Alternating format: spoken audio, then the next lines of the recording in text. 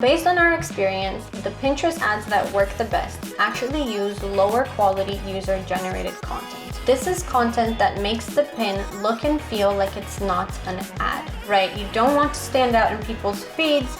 You want it to feel native and authentic. That's the goal of the whole content strategy. So if we compare side by side, looking at skincare as an example, you can get really nitty gritty with Pinterest targeting, interest in keywords. You can look at very specific skin concerns like dry skin, acne, stretch marks. You can go crazy. The goal here is to leverage that Pinterest data to help jumpstart the performance of your Facebook ads.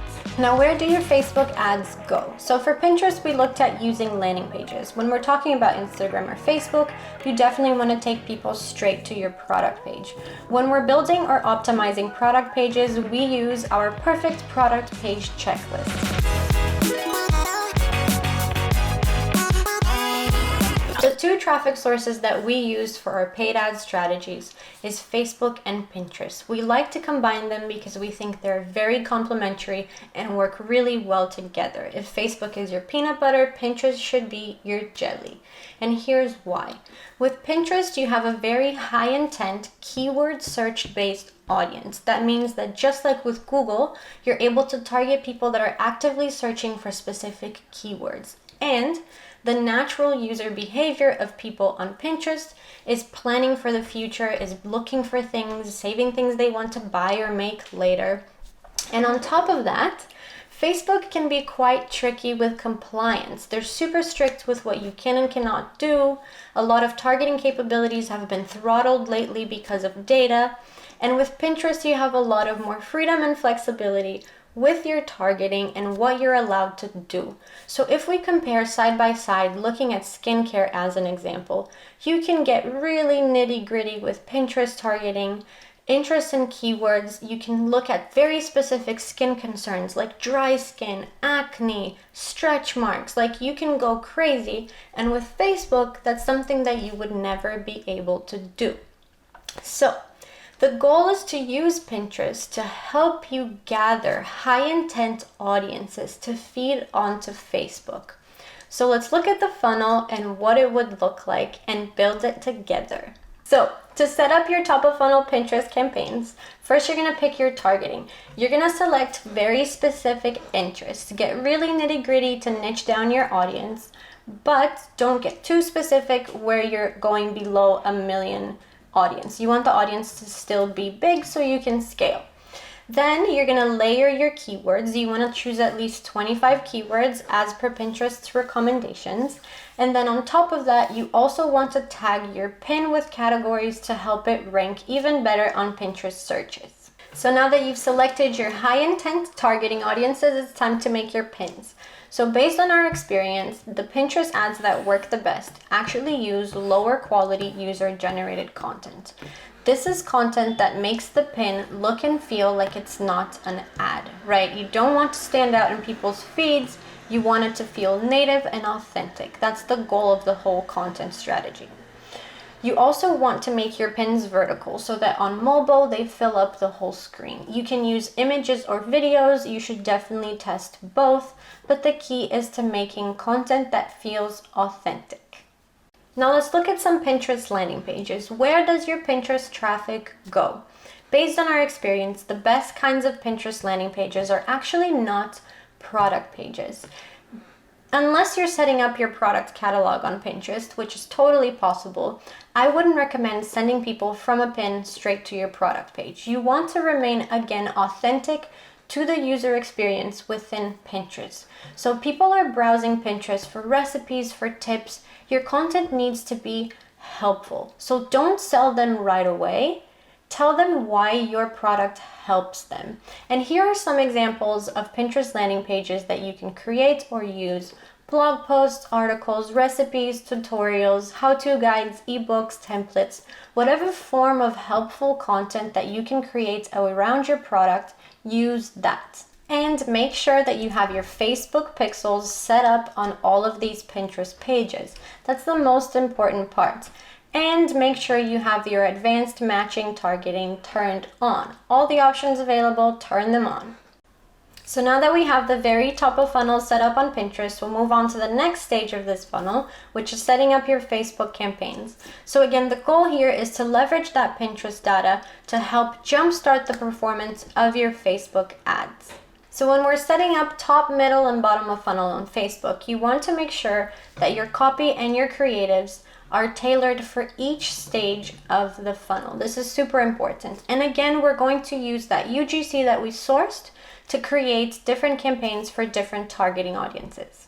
So for the very top of funnel, your cold prospecting audiences, we're going to use the pixel that we placed on the Pinterest landing pages and the data that Pinterest is gathering for us to create lookalikes inside Facebook. So what I like to do is set up 1, 3, 5, and 10% lookalike audiences in ad sets and split test them.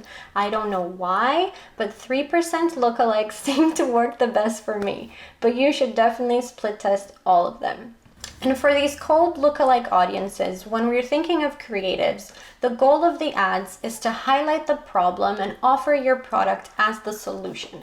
So that's when the UGC videos of product testimonials and demos come in super handy. These kinds of UGC videos make amazing ads for the very top of funnel audience that are seeing your brand for the first time.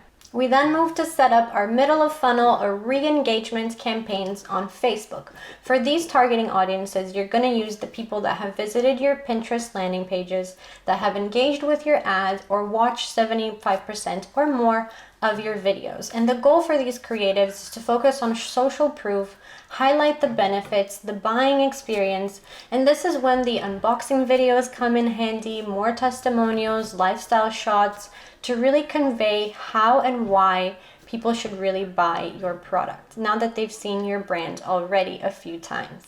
After that, we set up your bottom of funnel retargeting campaigns on Facebook. So this is your deeper funnel. These are people that have viewed your product page, added to cart, initiated checkout, or spent some time browsing your website. And the goal for these creatives is to give them an extra incentive to come back and finish the purchase.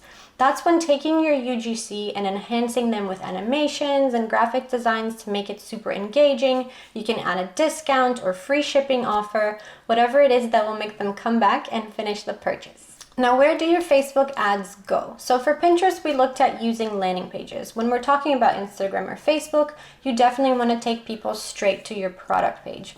When we're building or optimizing product pages, we use our perfect product page checklist. And we created here an example of an AdWorld product page to show you all the different sections that is important to have on your pages. So in the first section above the fold, you want to make sure to have beautiful high-res product photos and have a gallery with a wide range of different shots. So you want not only beautiful product photos, but maybe some macro shots with texture or some lifestyle photos of people using your product. You can even add before and after for results. That first gallery really makes a huge difference. Then you want to include an SEO focused product title, add your rating, ideally with yellow stars because that's what's most familiar.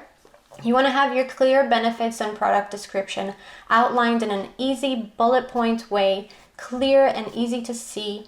You want to have your checkouts or subscribe buttons with trust badges. You can infuse some urgency with countdowns or stock warnings, and make sure to always include information about shipping. So fast shipping, free returns, money back guarantee, whatever it is. And on the body of your perfect product page is where you elaborate on the benefits and the ingredients and what your product can do. We've seen really good results with wellness, health, skincare brands actually showing the physical ingredients, right? Because people really care nowadays what they put in their bodies. So this is also a good section to highlight your brand's badges. Are you vegan? Are you cruelty-free? Are you organic? Sustainable? People care about these things, so make sure you highlight it. It's also a great place to add videos that show in more detail how to use it and what it does. In this section, it's also key that you add your social proof. So these are your product reviews. Make sure you highlight your best ones. Include as many images and videos as you can of people showing how much they love your product. And that's where UGC comes in again. The perfect product page also has 3 key features. It's mobile first, and when I say mobile first, I don't mean optimized for mobile. I literally mean built thinking of how it's going to look on a phone first. The second thing is it has a sticky add to cart button, so that when your user scrolls down through the page, the add to cart button stays at the bottom of the screen. And the last bit is having upsells. There's a few different ways you can do this. You can add a pop-up for an order upgrade, you can do bundle and save, subscribe and save. Whatever you can do to boost your average order value, do it. So now that you've set your Facebook campaigns live, how do you measure the success of your funnels? How do you know if your combination of ads and landing page is doing a good job on Facebook and Pinterest? So there are a few metrics that we look at, and this is quite debated between media buyers, but here's what we care about. We care about add to cart rates, we care about the CPA, the average order value, and the ROAS. This will tell you if your funnel, your ads, and your product page is doing a good job of converting your visitors into buyers effectively. So now that we have set up our top of funnel on Pinterest, our top, middle, and bottom of funnel on Facebook, it's time to talk about the bottom layer of that sandwich, the foundation of it all. And that's when email marketing comes in. Email marketing plays such a key role in helping you boost conversions and retain more customers. So let's go over our email marketing framework. The goal for this framework is to make it so 30% of your revenue is coming from email marketing. So we group our email campaigns in 3 different buckets. We have the automated emails, the weekly content emails, and then the promotions and product launches. The automated emails, their goal is to help boost conversion rates. So these emails are triggered by a user taking an action on your site. So if they signed up for a newsletter, they get a welcome flow. If they abandoned cart, they get into the abandoned cart flow. If they buy from you and then don't buy again 90 days later, they get a win back flow. And here are some beautiful examples of automated emails that convert really well. The second group of emails are the weekly content emails. Now, the goal for these emails is to keep your audience list engaged and interested. So the key thing is these weekly content emails do not contain promotions or discount codes. The goal for this is to encourage people to buy by adding value or building on your relationship with them. So here are some examples of content emails that you can send to your list. This can be a new blog post that you send to your most engaged readers, or it can be a general Merry Christmas email that you send to your entire list. The goal of this is not to sell, it's just to keep your list engaged. And the third group of emails is your promotions and product launches. Now, these emails do contain a discount or an offer, and they are great for boosting revenue. The tricky part is you don't want to send them too often because you don't want to hurt your brand and train your customers to only buy from you when you give them a discount. So a nice balance is sending every 2 weeks a really nice promo email from your engaged list, and we see that this works really well to provide massive spikes in revenue. To measure the success of your email campaigns, we also like to keep it simple and just assign a main KPI for each of these email categories. So for your automated emails, again, the goal is to help boost conversions. When you're looking at your promotional or your weekly content campaigns, measure their success by the return customer rate, so how many customers are coming and buying again from you, and how frequently are they doing that, and then look at your lifetime value. With that in place, you have a nice, sweet system to help you boost conversions and LTV using email.